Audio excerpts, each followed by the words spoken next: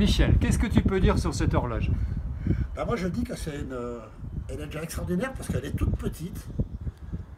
Elle a échappement à cheville, donc échappement à cheville avec des montages cache-fer, mais avec des écrous, donc elle est obligatoirement après la Révolution. Est-ce qu'on peut dire qu'elle est complète? Oui. Oui, pour moi elle est complète. Donc elle sonne une fois les heures, il n'y a pas de répétition, je ne sais pas si c'est une répétition. Elle sonne les quarts d'heure une fois, les demi une fois, les trois quarts d'heure une fois.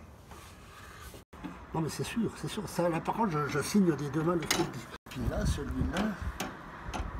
celui-là, je ne sais pas. Ah bah si, c'est ça, d'accord. Waouh, c'est pas possible. Faut que je réfléchisse. Hein. Alors, je fais une pause pour que tu puisses réfléchir, d'accord? Michel, pourquoi il est si long ce pendule? Ah bah ça, depuis la signe de L sur G. D'accord. Je connais pas la formule. Et alors, avec ces nouvelles observations, qu'est-ce que tu nous dis de plus ou de moins? Moi, je dis, donc oui, j'ai rien dit, parce que le déclenchement de la sonnerie il est sur le tambour. Et le tambour, il y a un rapport d'ennemi. Ouais. Donc il y a une grande tige, une petite tige, une grande tige, une petite tige. Ouais. La grande tige, elle va déclencher la grande détente qui va déclencher le râteau pour sonner les heures. Et la petite tige, elle va sonner l'autre détente qui est à côté. Donc il y a deux détentes une à côté de l'autre. La petite là, qui, elle va sonner les quarts d'heure qui va ne pas pousser le râteau. Pas les quarts d'heure, tu m'as dit. Non, les demi-heures, oh, pardon. Oui, les demi. Excusez-moi. Donc on abandonne les quarts d'heure. Oui, oui, parce que ça fait un tour en 2 heures. D'accord. Donc c'est quand même plus conventionnel. Une heure, une demi. C'est quand même plus conventionnel que tout à l'heure où tu disais que ça c'est parce sonnait. que j'en ai vu 4, j'ai dit mince, c'est les quarts d'heure. D'accord. Non, mais ça, c'est ça, oui. Et la répétition, tu n'es pas sûr? Mais la répétition, pour moi, hein, Ouais.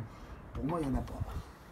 Après, j'allais revoir de l'autre côté, mais je vois pas. Et tu avais vu un système original que tu n'as jamais vu? C'est ça, c'est le système là, pour déclencher les demi, il y a les deux détentes qui sont l'un à côté de l'autre, et il y en a une. Normalement, c'est la petite détente, la grande détente qui pousse la petite, que là, c'est deux détentes complètement dépendantes. Et ça, c'est un truc que tu n'as jamais vu? Non, ça, j'ai jamais vu. Donc, il y a une détente pour sonner les heures, et la détente pour sonner l'ennemi. Quant au constructeur, alors tu penses quoi pour ça? Ce qui m'embête, c'est ça, c'est quand même bien pensé, ça. Et c'est une horloge à délai, ça par contre, c'est sûr. Là, je maintiens ce que je dis, c'est une horloge à délai. Ouais. Et c'est très très rare. J'en connais dans le Jura, c'est pas courant. Ouais, je sais. Donc c'est l'échappement à cheville, donc la cheville, c'est sûr que c'est du 19e. Hein. Et montre voir la manivelle aussi. Et la manivelle, alors c'est une manivelle toute simple. Donc c'est deux carrés, alors ça a été refait. Hein. Parce que ça se remontait où, ça? Alors ça se remonte là. On voit ici, mais il passait où l'horloger? Le gars, il en bavait, donc il a remonté soit comme ça, s'il en bavait, il est passé là. C'est une rallonge. Alors c'est sûr. Ah mais ça y est, tu la remontes? Ouais. Bravo. Avec une rallonge, hein. Ouais, alors qu'ici, donne-moi là la manivelle. Ici, on n'a pas besoin de rallonge. Et ici, je remonte comme ça. Alors apparemment, il n'y a plus de cliquet là. Ouais. Voilà, mais vous comprenez le principe du remontage pour l'horloger à côté de la cloche. Elle est rigolote parce qu'elle est toute petite.